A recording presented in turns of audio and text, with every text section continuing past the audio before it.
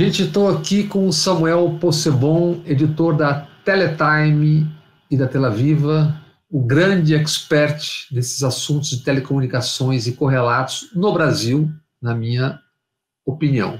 Samuel, tudo bem? Oi, Bob, obrigado pela deferência. Uma das pessoas que está há mais tempo acompanhando esses mercados, não quer dizer que eu entenda muito, mas é muito tempo verdade. já. O que eu falei é verdade. Querido, eu queria primeiro fazer uma pergunta. Nós tivemos uma conversa exatamente um ano sobre o mercado, sobre o que estava acontecendo no Congresso, as disputas, quem sobreviveria, quem não sobreviveria a 2022 e tal, né? Mudou muito aquilo que a gente conversou de lá para cá? Mudou, acho que a gente estava falando do mercado de comunicação de uma maneira geral, mas com todos os desdobramentos no mundo de telecomunicações, no mundo da internet, no mundo da TV por assinatura, do streaming, né? E o quadro que a gente tinha no começo desse ano, apesar da pandemia, apesar do Brasil ter entrado nesse abismo que entrou, mudou drasticamente. Então, assim, hoje a realidade é bem diferente daquela que a gente tinha no começo do ano. Tá. Aquele rapaz ou aquela senhorita que se move ali ao fundo, como é o nome?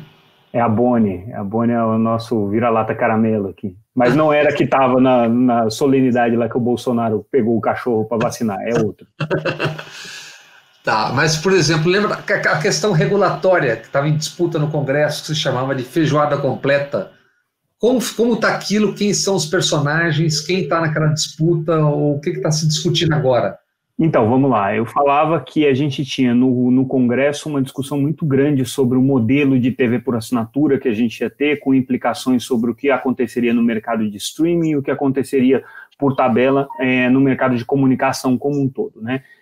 Nada se decidiu no Congresso, o Congresso continuou com os mesmos projetos de lei que estavam em discussão no começo do ano, continuam no mesmo pé, até porque a pandemia impediu que algumas coisas que não fossem tão urgentes fossem encaminhadas no Congresso, então aquilo ficou no mesmo nível, inclusive um dos relatores que cuidava de um dos projetos importantes, o Harold Oliveira, senador Harold Oliveira, faleceu em decorrência do Covid. E foi ex-ministro das comunicações, não foi?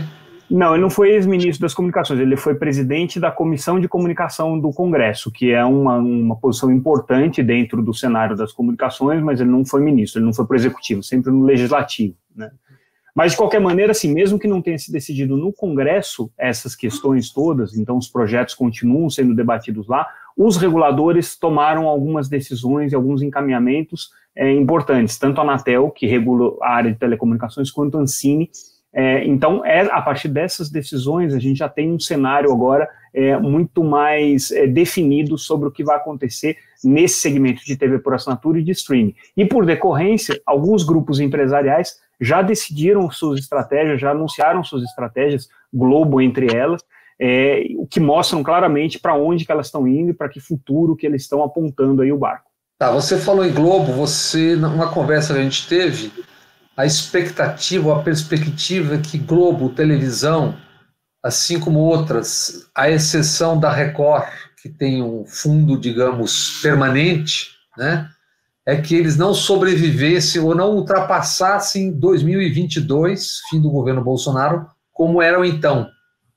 Como está esse quadro hoje? Eu acho que ele só veio a se confirmar em decorrência de tudo que aconteceu em 2020. Tá? O Globo, por exemplo, né, é um grupo de comunicação de tamanho jupiteriano, né, no cenário brasileiro. De longe é o maior grupo, né, o faturamento deles aí na casa dos 14 bilhões de reais, comparado com os demais grupos, 7 vezes maior, 6 vezes maior, né? Então, assim, a Globo é o principal player, continua sendo. Só que até então ela tinha uma estratégia toda desenhada em cima de TV aberta e de TV por assinatura. E há alguns anos ela já vem indicando que ela quer ser a tal da MediaTek, né? Empresa de tecnologia misturada com comunicação. Esse ano eles deram um passo importante nesse sentido. Eles transformaram o Globoplay, que era um produto que eles já tinham de streaming, né, mas para alguns conteúdos específicos, transformaram isso numa plataforma de distribuição dos seus conteúdos por assinatura. Então, quem tinha os canais por assinatura da Globo através de um operador de telecomunicações não precisa mais fazer isso, pode contratar diretamente através do Globoplay, e essa é uma mudança super importante, porque TV por assinatura hoje é ainda o principal negócio do Grupo Globo, né? Então, no momento em que eles saem da TV por assinatura, não saem, eles continuam na TV por assinatura, mas abrem uma outra frente de comercialização direta desses conteúdos através... Estão transitando, né? Estão transitando... Estão saindo de um caminho conhecido, né, mas que está em ocaso, vamos dizer assim, né, a TV por assinatura está perdendo base de assinantes desde 2014, seguidamente, né, tinha 20 milhões de assinantes em 2014, está com 15 milhões esse ano, então foram 5 milhões de assinantes aí ao longo desses 4 anos e pouco aí que a TV por assinatura já perdeu. Por conta das redes sociais. Por conta de uma série de fatores, redes sociais entendido como acesso à internet banda larga, então se você pegar essa população que passou a ter mais acesso à banda larga, ela passou a consumir conteúdos oferecidos através da banda larga, YouTube, canais de streaming tipo Netflix, Amazon, também começou a ter mais acesso a conteúdos piratas, porque é uma tendência, principalmente em momentos de crise, que as pessoas busquem essas alternativas de baixo custo, no caso da pirataria é zero, apesar de ser um crime, mas as pessoas vão para lá, né? E você teve também o efeito da crise econômica, então uma assinatura de TV por assinatura é cara, né, comparado com o poder aquisitivo das pessoas, e durante esse período todo, elas abriram mão da TV por assinatura para passar a assinar outros tipos de serviço, ou, enfim, ter outras formas de entretenimento. Tá, então, Globo, qual é a perspectiva? Televisão 2022? A Globo está num momento muito desafiador para ela. Ela tem assim um colchão financeiro, é um grupo ainda economicamente bem estruturado, ela está longe de ser um grupo que dá prejuízo, ela não dá prejuízo, ela dá prejuízo operacional, mas o fato de dar prejuízo operacional por si só não é um problema. Netflix também não dá mais prejuízo operacional, mas tem um lucro operacional muito pequeno. Então, assim, o fato de dar prejuízo operacional não é um problema. O que significa, na verdade, é que a Globo está consumindo reservas financeiras e capacidade de investimento dela, né, para tentar fazer a transformação desse negócio e para esse mundo digital que ela está apontando como o futuro dela. Se ela vai conseguir, a gente não sabe. A Globo é um grupo que está no Brasil, ela tem muito acesso a capital no exterior, mas ela paga um preço por estar no Brasil, por ser uma empresa brasileira, é mais caro. Ela não tem a mesma flexibilidade de negociação com outros grupos, porque é um grupo que só fala português, né? Então, para você exportar, né, o conteúdo da Globo é muito mais que se ela fosse um grupo estrangeiro, né, que tem uma presença global. A Globo não tem essa presença.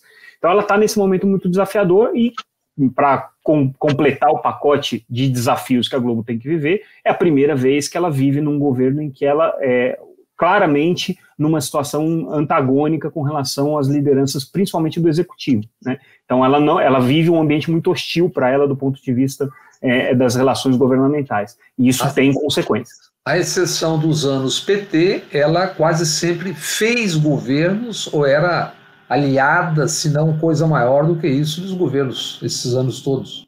No caso dos governos até o presidente Lula, ela tinha, obviamente, um processo decisivo de escolha, né? No caso do presidente Lula, talvez fosse uma eleição irreversível e a Globo, na primeira eleição, tenha interferido pouco naquele processo.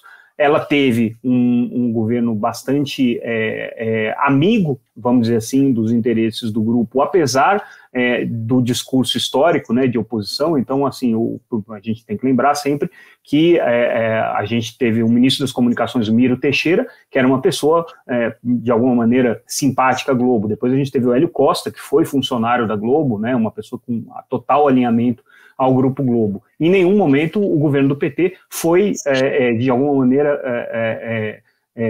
crítico à Globo, ou hostil à Globo, exatamente. Então, assim, ela teve ao longo de toda a história dela um ambiente em que ela podia navegar institucionalmente, vamos dizer assim, de uma maneira tranquila.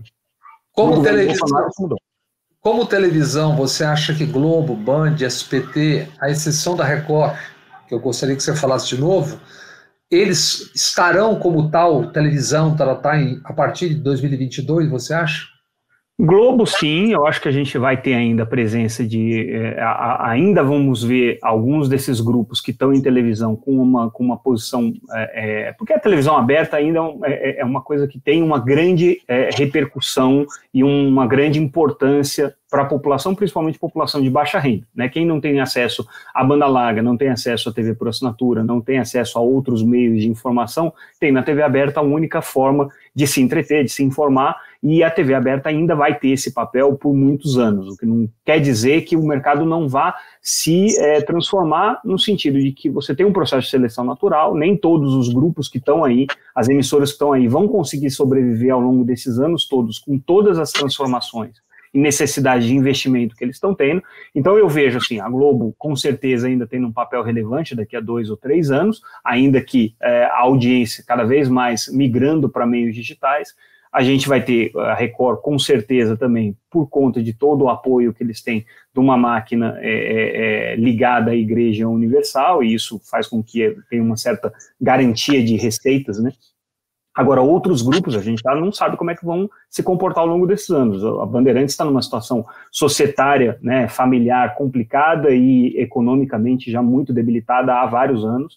Rede TV, idem, né, com quedas de receita de publicidade na TV aberta de uma maneira geral, o impacto é maior para essas emissoras.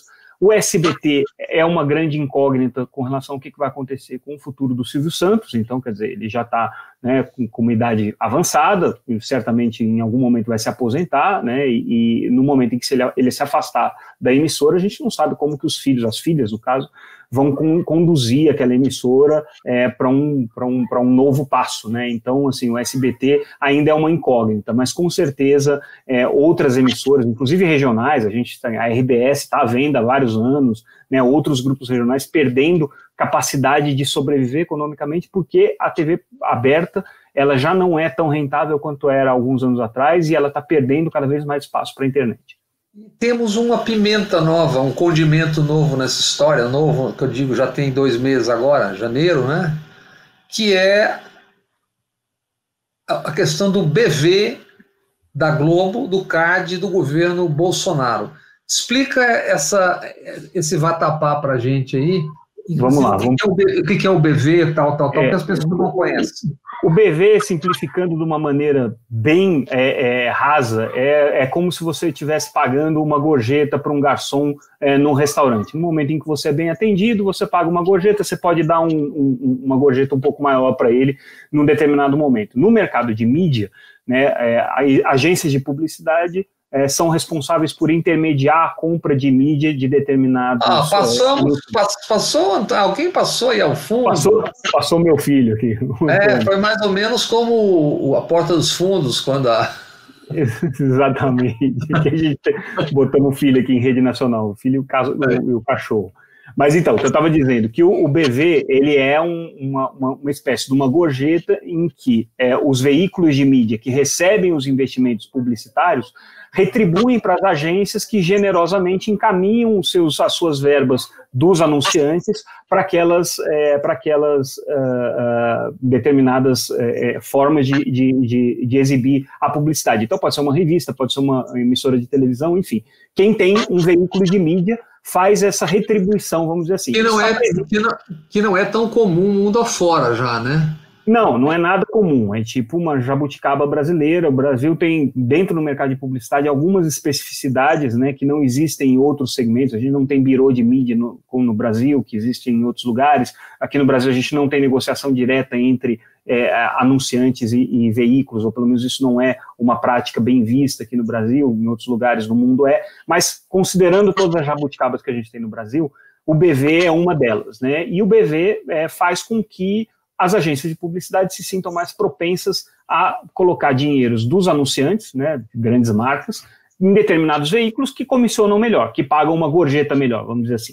Isso. Então fica uma coisa num ciclo vicioso, né? Fica num ciclo vicioso. A agência de publicidade vai sempre direcionar as verbas para aqueles veículos porque ela tem uma remuneração melhor em cima daquilo. Isso está previsto dentro das normas e da legislação específica de publicidade.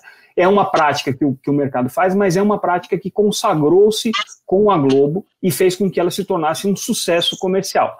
Então, essa história do BV, o que aconteceu foi o seguinte: em dezembro, o CAD, no comecinho de dezembro, final de novembro, comecinho de dezembro, o CAD, a Superintendência Geral, que é o principal órgão técnico do CAD, soltou uma decisão dizendo que a Globo estava proibida de praticar o BV e que estava abrindo um inquérito para investigar aquilo lá.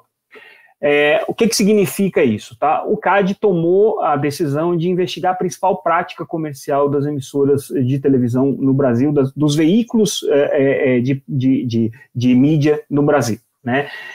E puniu apenas a Globo. A Globo foi a única que foi objeto dessa cautelar, vamos dizer assim, de ficar proibida de praticar aquilo, enquanto as outras continuam praticando. Um ato político dirigido do Bolsonaro contra a Globo. Então, a ironia dessa história é o seguinte: a investigação sobre BV é algo que já é pedido pelos movimentos de democratização das comunicações, pelos partidos de oposição, pelos outros grupos de mídia, há muitos anos, eu diria décadas, já é um assunto, um problema que é reclamado dentro do universo das comunicações por quem estuda e analisa as comunicações. Inclusive mídias escritas também, revistas, Também. Sempre se disse que isso era um problema porque isso distorcia o mercado. Quem tinha mais poder de fazer essa retribuição para as agências de publicidade, pagar essa gorjeta adicional, sempre era mais beneficiado. Isso não é uma prática ilegal, mas é uma prática que eticamente pode ser contestada. Sempre se disse isso. Em nenhum governo houve qualquer movimento, qualquer investigação nesse sentido, inclusive no governo do PT nunca se investigou isso, apesar de muita gente ligada ao PT conhecer esse problema e já ter apontado. Quando veio o governo Bolsonaro, ironicamente, o Alexandre Frota, deputado, que na ocasião era um fervoroso defensor do Bolsonaro, depois mudou de lado, começou a levantar essa história do BV, falando precisamos investigar o BV e tudo mais. Né? Ele trouxe essa bandeira. Lembrando que logo no começo do governo Bolsonaro, ele também o presidente soltou algumas declarações dizendo que não ia perseguir a Globo, mas se ela fizesse alguma coisa errada, não ia renovar a concessão da emissora de televisão no final de 2020, enfim, deu algumas carteiradas. 2020 ou 22? 22, perdão. Deu algumas carteiradas, deu algumas ameaçadas, né, veladas e diretas, e ficou meio por isso mesmo, ele batendo bumbo contra a Globo no seu Twitter diariamente, e a Globo, de alguma maneira, não respondendo, mas também respondendo jornalisticamente, com algumas reportagens e tudo mais, enfim. Né, a briga foi se desenvolvendo por aí. No começo desse ano, sem que fosse dada muita publicidade para isso, o CAD começou uma investigação de ofício, quer dizer, o CAD decidiu fazer essa investigação. Se foi por uma pressão política ou não, a gente não sabe, mas está na cara que foi, porque, assim, primeiro, os órgãos técnicos do CAD têm pessoas muito competentes, mas o conselho do CAD tem indicações políticas, e a gente sabe que o PP e o Centrão indicaram pessoas para comporem esse tribunal concorrencial que é o CAD. Ainda numa primeira tentativa de aproximação entre o governo Bolsonaro e o Centrão, que não foi aquela que aconteceu depois do caso Queiroz, que aí foi um casamento, vamos dizer assim. Agora ele é refém dos caras.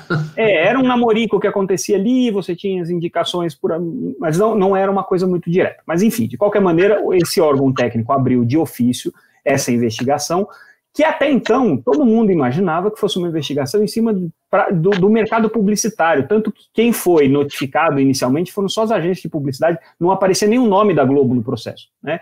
Não tinha o nome da Globo nem de nenhuma emissora de televisão, era para apurar práticas do mercado publicitário. Já se intuía que talvez viesse alguma coisa por aí. A Globo e as outras emissoras só foram chamadas para se manifestar nesse processo, claro que elas já estavam antenadas no que estava acontecendo, mas só foram chamadas para manifestar no processo em outubro, e um mês depois veio essa decisão. Uma decisão curtíssima, um negócio o parecer técnico é coisa de 50 páginas, o que é ridículo para uma investigação desse tamanho, né?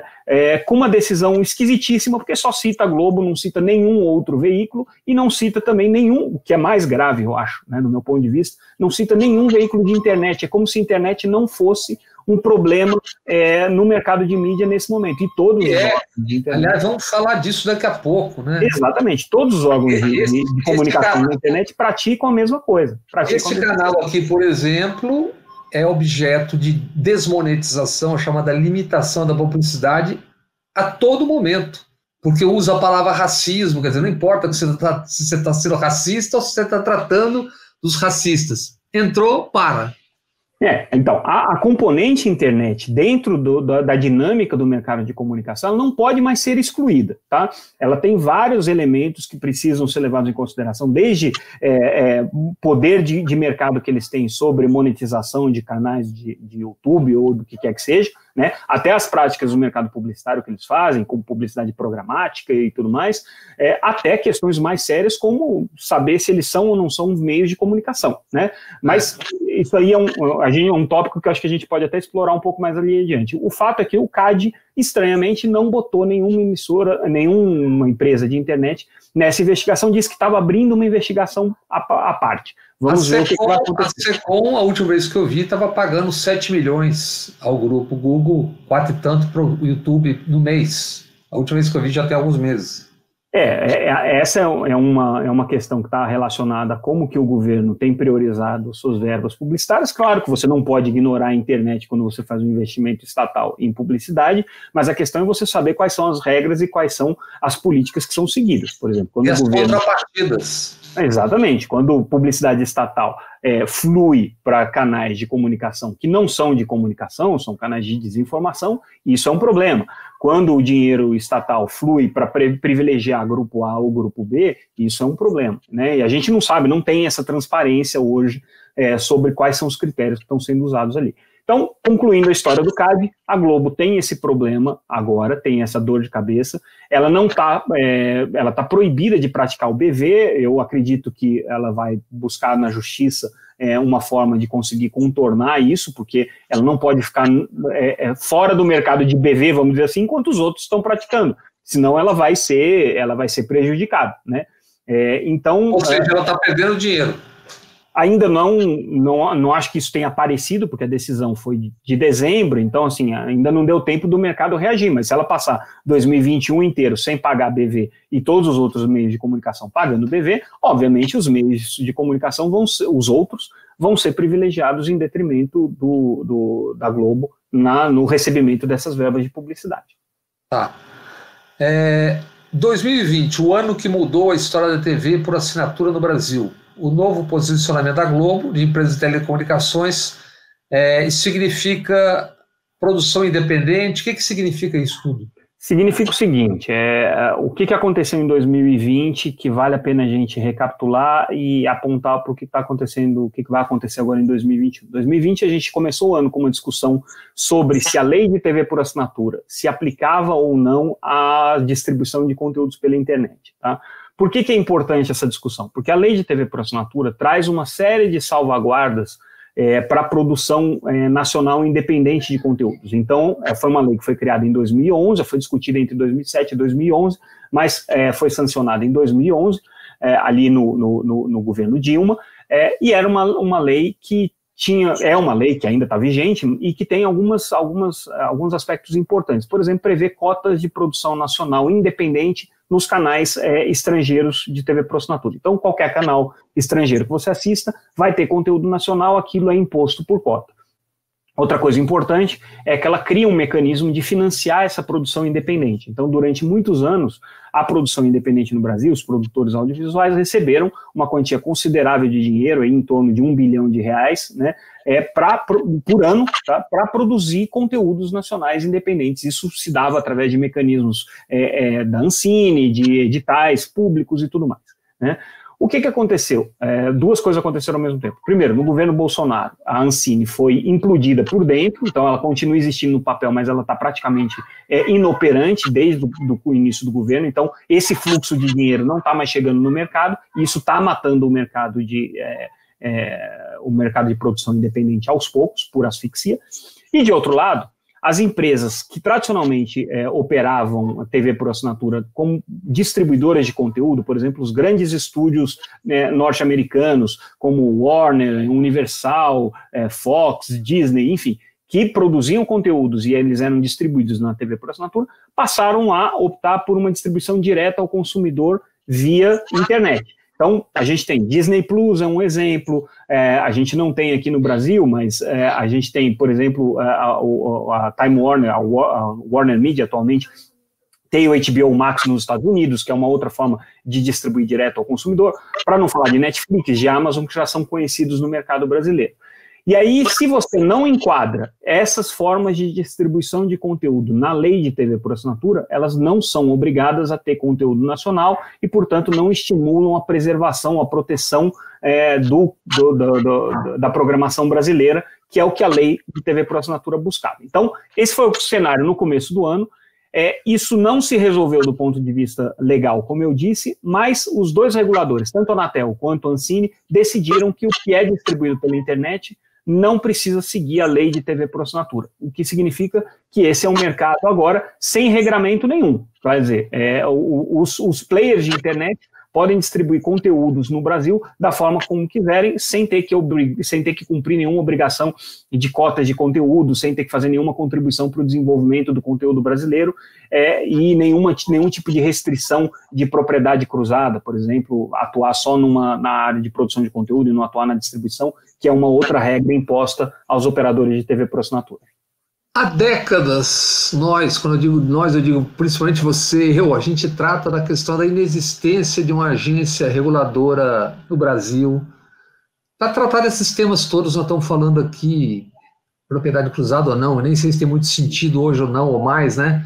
Mas agora é a OCDE, né, que está cobrando isso do Brasil, é isso? Isso. Olha só que interessante, né? Diga logo o que é, vamos em frente. Durante muitos anos, os estudiosos de comunicação, alguns jornalistas especializados, entre os quais eu me incluo, né, alguns críticos do modelo de comunicação que a gente tinha, diziam: o mercado brasileiro de comunicação precisa ser regulado. Assim como as telecomunicações são reguladas, o mercado de energia é regulado, o mercado de saúde é regulado, o mercado de transportes é regulado, todos os mercados que são relevantes e que têm grande impacto na sociedade são regulados. Claro que você não vai regular o mercado de pipoqueiros, porque não faz sentido. Você não vai regular o mercado de revenda de automóvel, porque não faz sentido. Mas você regula o fabricante de automóvel. Porque são mercados que têm grande impacto para a população. Comunicação é um mercado de grande impacto para a população, indiscutivelmente, mas ele não é regulado, ele é simplesmente controlado por um cartório, que é o Ministério das Comunicações, que bate um carimbo lá uma vez a cada 15 anos num processo para dizer se trocou ou não trocou o sócio, se aumentou ou não aumentou a potência, mas uma coisa bem irrelevante. Então, assim, não existe uma regulação econômica daquele mercado, né? Quando a gente fala de radiodifusão e quando a gente fala de mídia de uma maneira geral, isso acontece. E no mercado...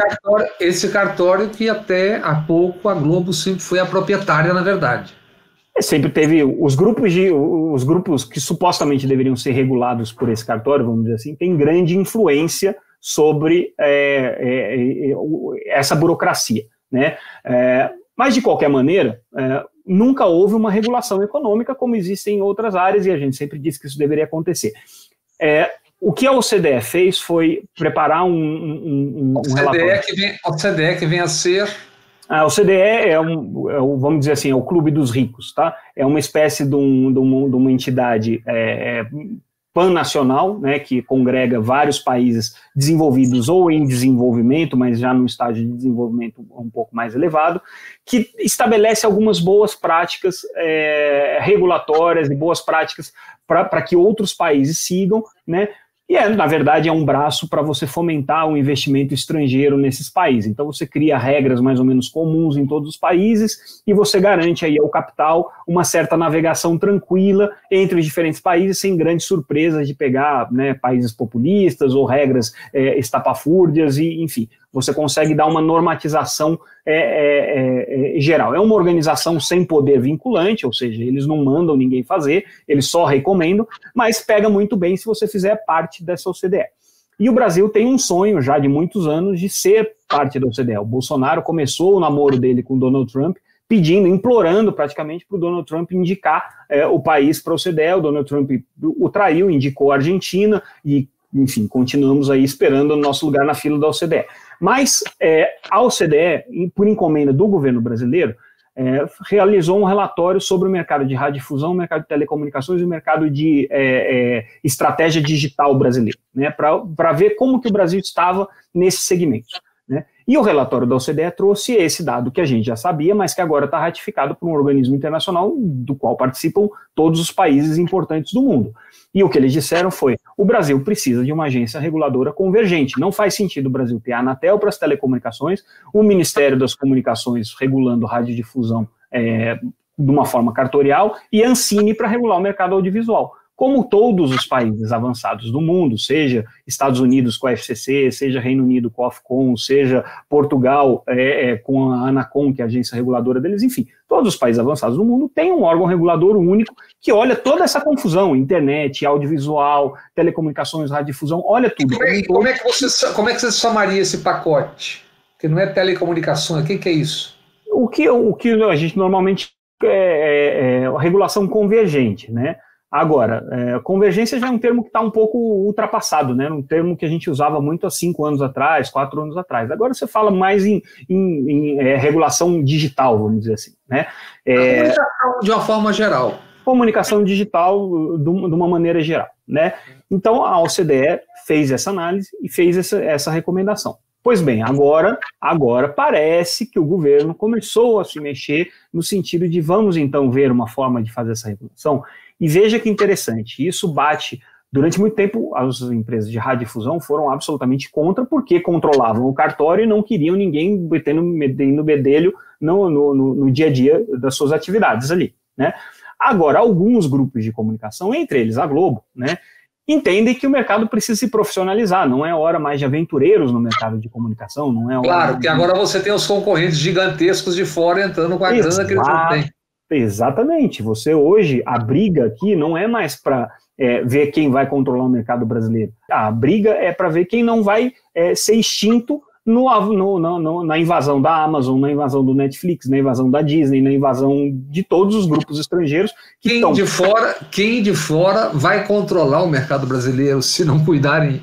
Pela internet já estão controlando. O mercado de comunicação brasileiro hoje já é regido por Google, Facebook, Netflix e outros grupos que estão cada vez mais. A Amazon, né, talvez seja até o mais importante de todos, mas o menos mencionado, porque a Amazon é um outro bicho, né, é uma coisa que mistura da venda do papel higiênico ao que você assiste na televisão. Importa menos a ele, me parece, a comunicação do que ter o cliente para vender os seus produtos. É isso. A Amazon, na verdade, está atrás de um banco de dados de consumo. É isso que eles precisam e têm, né?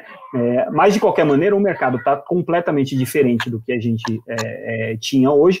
E aí os próprios grupos de comunicação já estão querendo ser regulados, porque ter a regulação para eles significa também botar uma regulação para os atores de internet. É isso que eles estão buscando.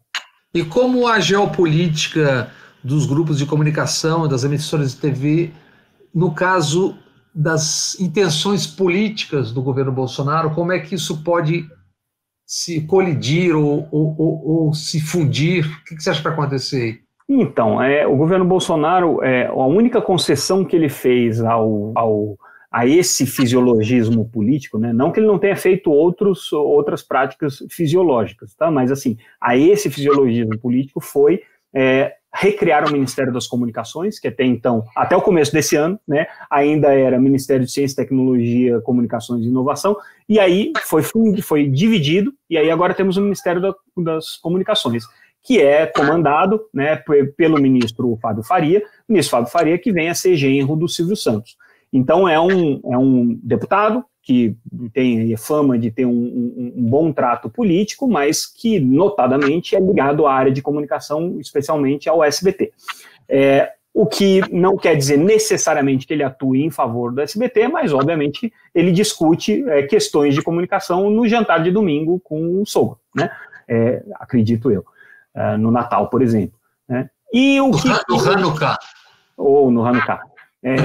O que isso significa? Significa que o governo Bolsonaro tem uma proximidade com outros grupos de comunicação em detrimento da Globo. Notadamente, Record, SBT são aqueles mais próximos do governo Bolsonaro. Alguns comunicadores de outras emissoras também têm uma proximidade muito grande. A gente vê aí o governo Bolsonaro dando entrevistas à torta e à direita para esses grupos, né? Algum deles, inclusive, transmite a live que o Bolsonaro faz toda quinta-feira à noite, né? Faz perguntas exclusivas ali, enfim, é uma forma... Record, né? É a Record. Não, nesse caso é Jovem Pan. Mas, de qualquer maneira, o que a gente vê é um cenário um pouco diferente, e a Globo, nesse caso, ela está isolada, porque de um lado ela tem os gigantes estrangeiros, e de outro lado ela não tem esse acesso privilegiado ao governo, né? Mas, por outro lado, os problemas que a Globo tem são os problemas que SBT, Record e Rede TV e todos os outros grupos de comunicação que são mais aliados ao governo Bolsonaro têm também. Então, eles vão se aliar em algumas horas e vão se contrapor em outros momentos. Então, quando a Record puder fazer coisas que vão deixar a Globo em maus lençóis, certamente ele, não vou dizer que eles vão provocar isso, mas eles não vão ajudar a tirar a Globo dos maus lençóis, né? E o que vai acontecer nesse cenário é que o governo Bolsonaro vai ter que tomar essa decisão sobre uma legislação convergente, sobre um órgão regulador único, sobre como enfrentar empresas de internet. Vai ser muito curioso ver como é que vai ser, dentro dessa geopolítica mundial e da geopolítica local que a gente tem aqui no Brasil, com esses grupos todos atuando com poderes de influência diferentes, esse processo de construção da regulamentação. Eu acho que vai ser trágico, tá? Eu acho que vai ser trágico, e provavelmente a gente vai perder um bom tempo até que você tenha uma racionalidade de volta ao governo que permita com que a gente construa isso de uma maneira participativa com todos os atores da sociedade e não com interesses fisiológicos. Mas, enfim, eu fico por aqui nessa minha avaliação, porque o que eu teria a dizer a mais é muito, muito especulativo e muito chute. Tá. Falando em perda de tempo, em atraso tal, como estamos em relação ao famoso 5G? 5G é uma outra questão que envolve aquilo que é urgente e importante para o país e aquilo que é bizonho quando a gente olha dentro das lógicas e das premissas que orientam o governo atual. 5G, resumindo, é uma evolução tecnológica do serviço de acesso ao celular, acesso à banda larga pelo celular, o 4G, mas é uma tecnologia que permite você fazer muito mais coisas do que o 4G permite. Ela permite você conectar coisas, conectar objetos, permite você ter aplicações que hoje você não consegue ter pelo celular, como, por exemplo, aplicações de realidade virtual, saúde, aplicações de saúde à distância, veículos autônomos, enfim, uma série de coisas que hoje você não conseguiria fazer pela rede celular, e por isso disse que é uma tecnologia que propicia uma revolução no que a gente conhece como internet, no que a gente conhece como conectividade. Então isso é uma evolução tecnológica, uma revolução tecnológica que está batendo a porta, já está acontecendo em vários países, no Brasil também não é diferente, as empresas aqui no Brasil estão se movimentando para isso, estão preparando as suas infraestruturas, suas redes e tudo mais. Você até tem algumas aplicações que já são chamadas de 5G, apesar de não serem o 5G pleno, né, como a gente conhece, já disponíveis comercialmente, mas de qualquer maneira, a gente caiu por uma discussão política bizarra, tá? Que é você discutir se o Brasil vai virar comunista e provavelmente comer criancinha se usar equipamentos chineses na sua rede 5G, que é a tese que o Donald Trump tem, né? E que o governo Bolsonaro comprou, e só o governo Bolsonaro comprou. Outros países até se alinharam um pouco ao Trump por outros interesses, como o Reino Unido. Mas está todo mundo esperando acabar o governo Trump para tomar qualquer decisão nesse sentido. Afinal de contas, tudo que a gente usa em telecomunicações é fabricado na China. O fornecedor chinês principal, que é a Huawei, está presente já em todas as redes 4G e 3G que a gente tem no Brasil, e nas redes de banda larga fixa, e nos aplicativos que a gente usa. Então, assim, já é uma tecnologia, se já tem alguma coisa para ser usada para transformar a gente em comunista, já está sendo usado, tá? Não é o Ou seja, isso é uma conversa para otário e idiota, né? É claro. Tão bizonha quanto era a hipótese de que o coronavírus se criava a partir das redes 5G. Teve gente que acreditou nisso, terraplanistas que acreditavam nisso e saíram tacando fogo em antena 5G. O mundo está tão bizarro que isso está acontecendo. As pessoas jogam fogo numa antena de celular achando que aquilo provocou o coronavírus. Parece ficção, mas é verdade. Aconteceu isso. E essa discussão que a gente está tendo de segurança nacional, os chineses vão invadir o Brasil pelas redes 5G, é uma grandíssima, mas uma maluquice sem tamanho, entendeu? O que tinha que estar sendo discutido não é aí, era uma boa política de segurança no Brasil, uma boa política de auditoria dos equipamentos no Brasil. Basta lembrar que a gente teve esse mesmo debate, esse mesmíssimo debate, quando foram feitas as denúncias a partir dos arquivos do Snowden, em 2014, isso gerou uma CPI, e a suspeita naquela ocasião era de espionagem praticada pelos americanos. Bom, suspeita não. Se é fato ou realidade, eu acho que os dados estão aí para serem analisados, mas o fato é que ninguém nunca proibiu um equipamento americano de ser instalado em nenhuma rede brasileira, por conta disso. Né? Não faria sentido. Né? O que você precisa é fazer com mesmo debate se deu há 30 anos, ou quase isso, com a Rachel. Exatamente. Não tem dúvidas de que governos usam suas empresas de tecnologia para manipular esse tipo de informação e a obtenção desse tipo de informação. A gente sabe de casos em que a CIA é investidora de empresas de tecnologia e de criptografia, a gente sabe de casos de softwares que são implantados dentro de equipamentos para fazer monitoramento e espionagem. Tudo isso acontece, vai acontecer com o chinês, vai acontecer com o americano, vai acontecer com o sueco, vai acontecer com o iraniano, vai acontecer com quem for. O que o Brasil precisa ter, e não tem, tá, é uma política de segurança cibernética e uma forma de atuar e detectar as vulnerabilidades que o Brasil tem e corrigi-las imediatamente. A gente teve recentemente uma invasão no STJ, que o STJ passou uma semana fora do ar. A gente teve um vazamento monumental de dados no Ministério da Saúde, também, como se nada tivesse acontecido. A gente teve o ministro responsável pela segurança da informação brasileira, o general Heleno, publicando o seu próprio CPF, o seu e-mail no Twitter.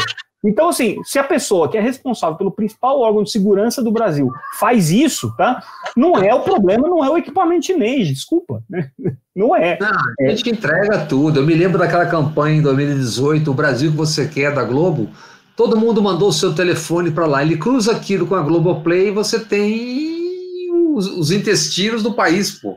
Exato, e aí, isso aí nos leva a outra questão, né, que é uma coisa importante que aconteceu esse ano, que foi finalmente a instalação da Autoridade Nacional de Proteção de Dados. Foi uma lei que foi criada já há alguns anos, a Lei Geral de Proteção de Dados. Essa lei visa colocar o Brasil mais ou menos no mesmo nível de estrutura legal que outros países têm, a Europa tem, né, com o GDPR, enfim, os Estados Unidos têm também suas legislações de proteção de dados, e essa Autoridade Nacional de Proteção de Dados é um órgão que tem como responsabilidade zelar pelos dados do cidadão. Então, assim, aquilo que você coloca na internet como informação sua, seja para comprar um remédio, seja para assinar um aplicativo de streaming, seja numa rede social, aquilo está regulado por uma lei, né? E existe essa autoridade, que é uma espécie de uma agência reguladora, né, que tem a responsabilidade de estabelecer as normas e acompanhar aquilo e as infrações que possam vir a acontecer e ajustar as coisas para que o cidadão esteja protegido. Esse é o espírito da lei. O governo Bolsonaro instalou essa Autoridade Nacional de Proteção de Dados com 3 militares ali dentro, né, e duas servidoras, né, uma servidora e uma pessoa do mercado privado, mulheres, inclusive, que não são militares. Então, o que vai ser dessa Autoridade de Proteção de Dados, a gente não sabe. Por enquanto, eles estão instalando o ramal lá, para ver se consegue ter um telefone para falar com as pessoas, né? O que a gente sabe é isso. Agora, essa vai ser uma entidade muito importante para regular a nossa privacidade, as informações que a gente compartilha na rede, na internet, e de que maneira que as empresas, né, e o próprio governo são responsabilizados por essas informações. Então, tem que ficar muito de olho sobre a atuação dessa Autoridade Nacional de Proteção de Dados nos próximos anos.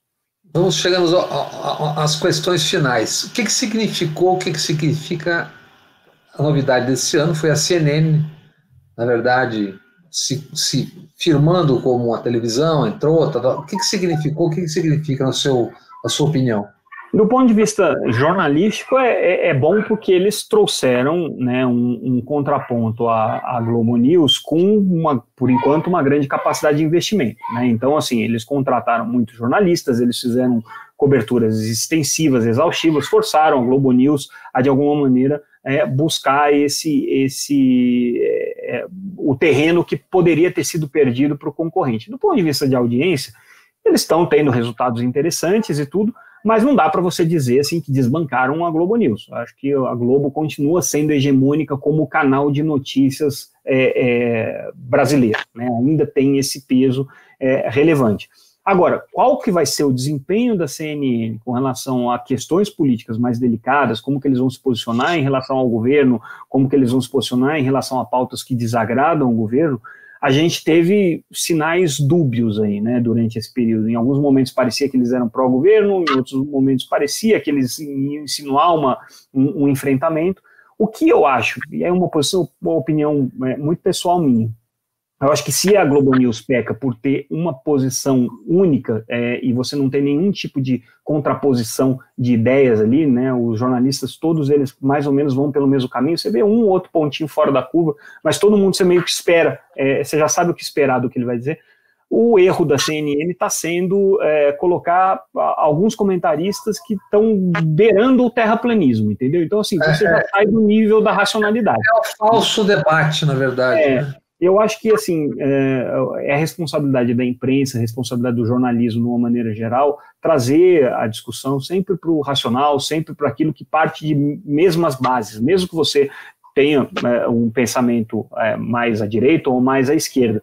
O que você não pode é negar a realidade, é negar os fatos. Nenhum jornalista pode fazer isso, né? Em alguns momentos, eu acho que existem comentaristas ali que se colocam como jornalistas, mas que negam a realidade. Aí não dá, né? O tocar fogo pelo tocar fogo, né? Vai ser uma perseguição da audiência que...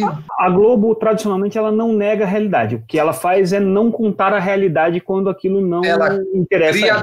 Cria dela. Exatamente. O que esperar da regulação da internet no Brasil, incluindo publicidade, fake news e dados pessoais?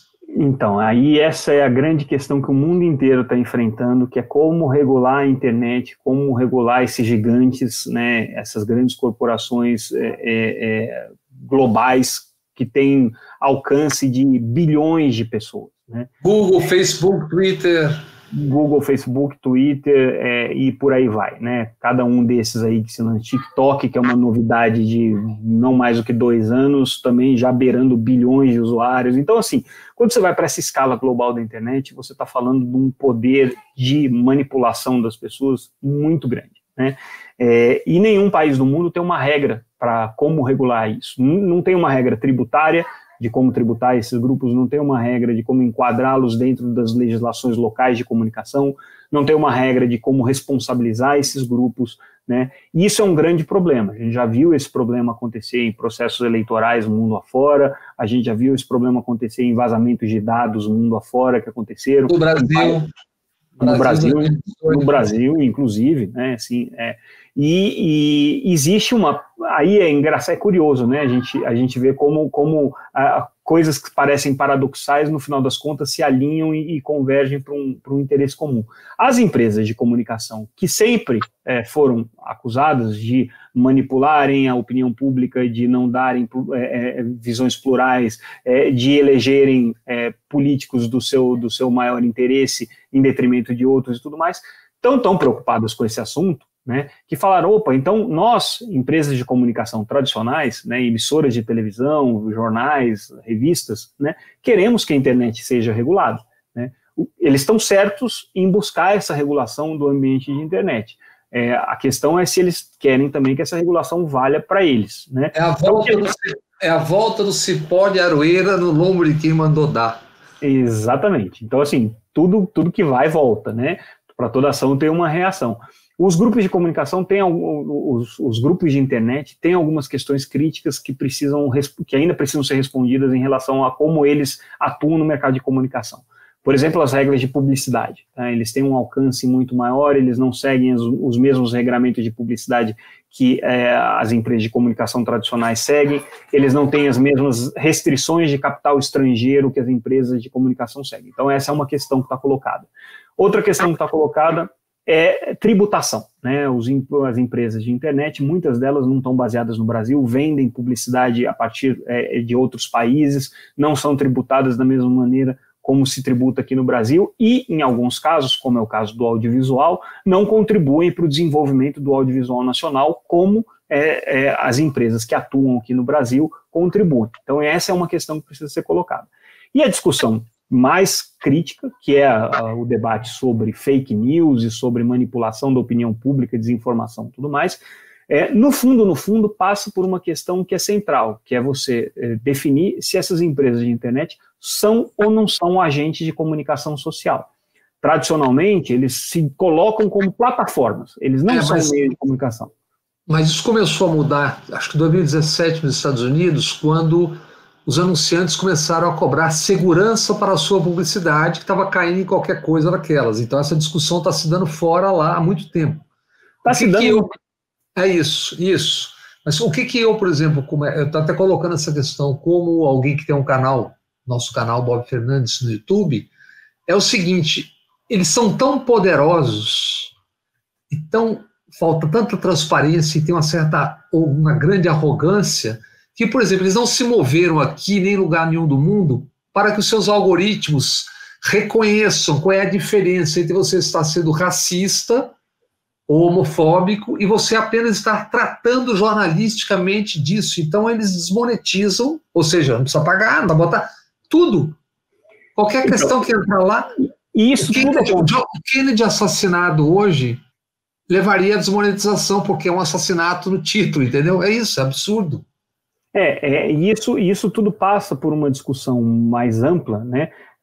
É essa que eu coloquei, se você entende ou não essas grandes plataformas tecnológicas como meio de comunicação social, existe um debate já de muitos anos, que já foi colocado inclusive para o Supremo e tudo mais aqui no Brasil, se isso deve ou não ser entendido como comunicação social. Até então o entendimento tem sido que não, mas eu acho que isso tem que mudar, não tem jeito, tá? Porque não tem como você falar que quando você coloca um filtro, um algoritmo, que decide o que a pessoa vai ler ou não vai ler, que você está tirando o poder, que você não tem curadoria naquele conteúdo. E no momento que você tem curadoria, no momento que você tem editorialização daquilo, né, você tem uma responsabilidade. Da mesma maneira, quando o algoritmo decide se o Bob vai ser monetizado ou desmonetizado, ou se o Olavo de Carvalho vai ser monetizado ou desmonetizado, você está dando um poder de definição de quais são os atores que podem ou não brincar nesse mercado de comunicação. É uma escolha. E como não há transparência nenhuma, você nunca sabe se é só o algoritmo ou o dono do algoritmo também. Não, exatamente.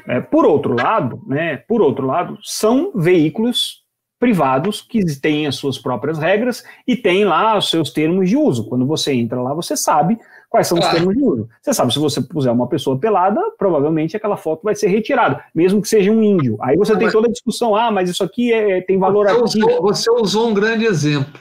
No começo de dezembro, nós fizemos, a Fernanda, uma jornalista, fez uma entrevista com a dona do Pelado Real Futebol Clube, que é uma arena para futebol de mulheres de São Paulo, e discutiram futebol. Foi desmonetizado por causa da expressão pelado futebol clube no título. Pois é. E essas políticas, né, elas são alteradas o tempo todo. É difícil que a gente consiga ter um rastreio, né, de quais são as políticas vigentes naquele momento, porque elas são alteradas constantemente por essas plataformas. Você tem grande dificuldade de conseguir construir, né, esse entendimento e de planejar os seus negócios utilizando aquelas plataformas. Por outro lado, você não existe se você não estiver nessas plataformas. Claro. Mas você sabe que eles mudaram o entendimento em 2017, quando as empresas de publicidade, as empresas começaram a pedir proteção para onde botavam seus anúncios, eles passaram a se declarar como meio e dizer que estavam preocupados com a democracia. Você deve ter acompanhado no YouTube isso, né? Estão fazendo parcerias com jornalistas, mas do ponto de vista tecnológico não mudaram nada, então continua o mesmo ambiente. Falta transparência. Exatamente. E assim, como que você cobra, né? Como que você faz o que os americanos chamam de accountability, né? Desses algoritmos? Como que você fiscaliza de que maneira que a suposta inteligência artificial por trás desses algoritmos está interferindo no processo de comunicação? E como que você responsabiliza, né? Porque assim, esses algoritmos, da mesma maneira que eles têm o potencial de aproximar pessoas que pensam igual, tem o potencial de amplificar pensamentos que são nocivos para a sociedade, né? Cabe a eles fazer isso, fazer essa aproximação ou não? Cabe a eles vetar esse tipo de aproximação ou não? Essa é uma discussão super complexa, tem já muita gente boa estudando isso do ponto de vista acadêmico.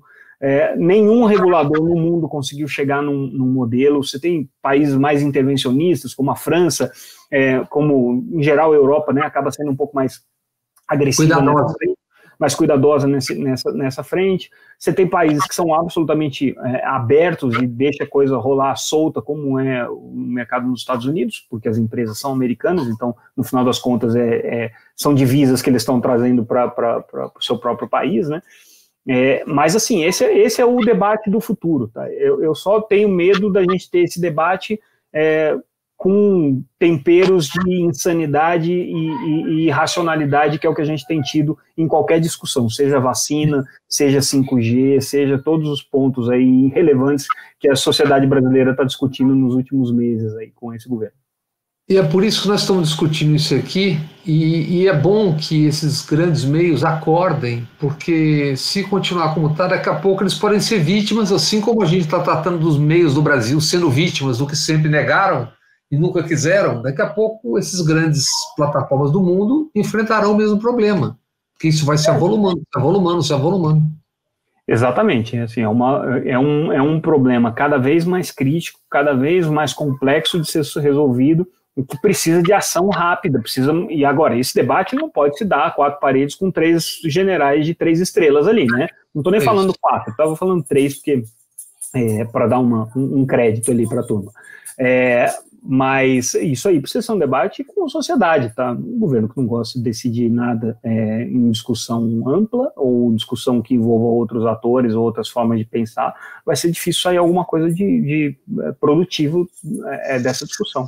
Certamente, mas a esperança continua, tá? É isso, certamente não teremos, a esperança continua, e eu espero que esse 2021 seja para você, para todos nós, para a sua canzinha ali ao fundo, e para a sua seja muito melhor do que foi o nosso 2020. 2020 é um ano para ser esquecido. É isso. Um grande abraço, Samuel, pela aula, mais uma vez, muito obrigado, um abração, tenha um ótimo 2021, querido. Obrigado, Bob, para você também, e estamos juntos aí, seguimos juntos nessa batalha informativa. É isso, um abração, tchau, tchau.